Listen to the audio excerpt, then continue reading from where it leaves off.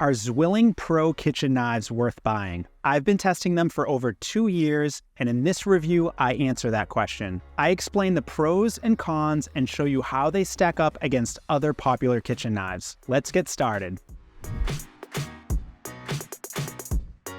The first thing you'll notice when you pick up a Zwilling Pro knife is its heft. The handle and blade are thick and it feels solid in your hand. To give you some context, the 8-inch chef's knife weighs 9.4 ounces. For comparison, the Misen 8-inch chef's knife weighs 7.9 ounces, Made-In weighs 8.3 ounces, and Victorinox Swiss Classic weighs 5.8 ounces. If you look closely at the spine of the blade, you can see how much thicker Zwilling Pro is than these other knives. The forged blade is made of high-carbon German stainless steel, and the handle is made of polyoxymethylene. This material is ultra-durable, non-porous, and resistant to fading and damage from moisture. The handle is triple riveted to the tang, which is the part of the blade that extends through the handle. The point is, Zwilling Pro knives are durable. They're designed to be workhorses that you can use daily for any cutting task with very little risk of the handle breaking or the edge chipping.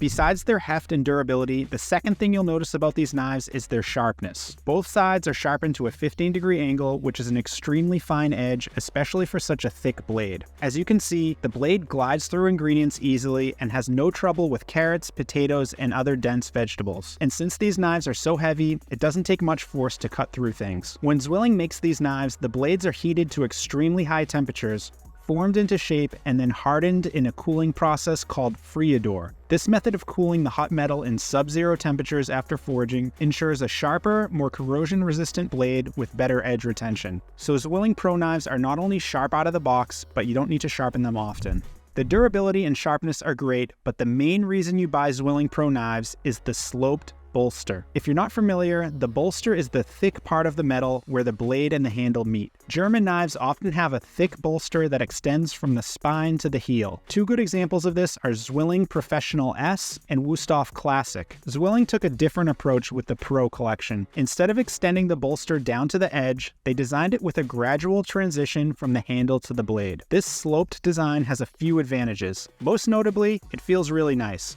There are no sharp edges or corners, and the smooth transition feels natural in your hand. When you hold the knife using the pinch grip, nothing gets in the way. Your thumb and index finger rest nicely on the curved bolster, while the handle fills up the rest of your hand for a sturdy grip. The knife feels like an extension of your hand. Besides comfort, this bolster design allows you to cut and sharpen the entire edge. Full bolsters make the heel of the blade too thick to use or sharpen, and over time the bolster can protrude as the edge wears down from repeated sharpenings. Zwilling Pro knives aren't the only ones with a sloped bolster. For example, Misen and Made-In chef's knives have a similar design, but there is a key difference. If you look closely, you can see that the top of Zwilling's bolster extends further up the blade, so the top of the bolster overlaps with the blade. The bolster on Misen and Made-In knives is positioned further back toward the handle, and it doesn't overlap with the blade. When you're using the pinch grip with Zwilling, you get a better grip on the handle while your thumb and index finger are controlling the cutting action. With these other knives, you have to choke up to pinch your thumb and index finger on the blade, so your grip is much looser around the handle. This may seem like a minor feature, but the comfort and control it provides makes a big difference when you're using these knives every day. The one downside of this bolster is when you put this knife into a standard knife block, the heel of the blade is going to stick out. The bolster gets in the way of you pushing it all the way into the knife block. Fortunately, Zwilling sells knife blocks specifically for this collection.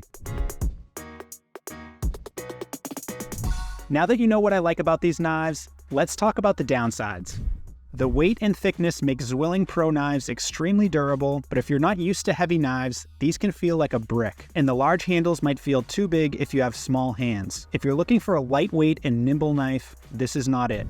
Most Western-style knives have a slightly curved belly and spine, but Zwilling Pro knives have a straight spine and a much more curved belly. Because of this design, the tip of the blade is positioned much higher than most knives. So if you're dicing an onion or making small, precise slits with the tip of the blade, you need to angle the knife much higher. This puts your hand in an awkward and uncomfortable position. I also don't like that the part of the edge that's closer to the handle is straight. Zwilling designed it this way so more of the edge makes contact with the cutting board during up and down chopping. But when you're rocking this knife towards the heel, it comes to an abrupt stop on the board. As you can see, the rocking motion is much smoother with a traditional blade profile. With Zwilling Pro, the knife hits down on the board and stops. Fortunately, Zwilling makes a version of Pro knives, but with a traditional blade profile. Everything is the same, but the blade is shaped more like a typical German knife. So if you don't love the blade profile on this knife, buy the other version. It's called the Zwilling Pro Traditional Chef's Knife.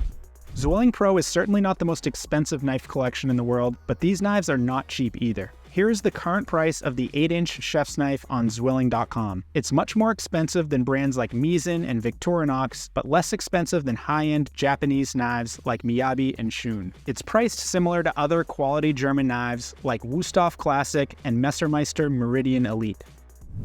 So are Zwilling Pro knives worth buying? If you're looking for ultra-durable German-style knives that are thick, heavy, and feel solid in your hand, these knives are worth the investment. The best part is the bolster, which makes these knives comfortable to hold and easy to control, especially with the pinch grip. If you like everything about Zwilling Pro except the blade profile, go with the Zwilling Pro traditional version. If you have small hands and want a lighter and more nimble knife, don't buy Zwilling Pro. You'll be much better off with another brand like Misen, Shun, or Victorinox. If you're ready to buy, I'll link to websites that sell Zwilling and the alternatives that I just mentioned in the video description.